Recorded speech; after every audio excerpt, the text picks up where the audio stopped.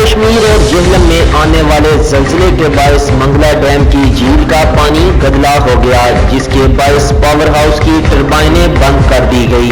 ترجمان واپڈا کا کہنا ہے کہ منگل کو آنے والے زلزلے کے باعث منگلا ڈیم کی قریبی سڑکوں کو نقصان پہنچا ہے۔ زلزلے کے باعث منگلا ڈیم اور بجلی گھر محفوظ ہیں۔ انہوں نے بتایا کہ اس وقت منگلا ڈیم میں 54 لاکھ ایکڑ فٹ پانی موجود ہے۔ منگلا جھیل کا پانی گدلا ہو گیا ہے، جس کی وجہ سے حفاظتی اقدامات کے پیش نظر منگلا پاور ہاؤس کی ٹربائنیں بند کر دی گئی ہیں۔ پانی صاف ہونے پر منگلا پاور ہاؤس کی ٹربائنیں چلا دی جائیں گی۔ ڈائریکٹر SPMA نے بھی تصدیق کی ہے کہ زلزلے کے باعث منگلا ڈیم اور بجلی گھر کو کوئی نقصان نہیں ہوا۔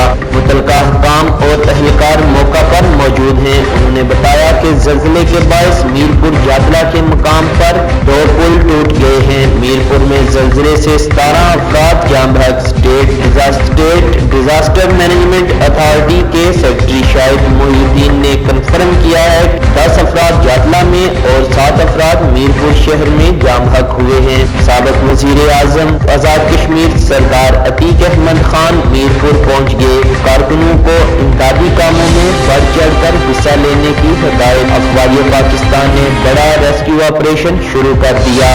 یقین نیوز کے ساتھ شان اکبر جرال، برنالہ۔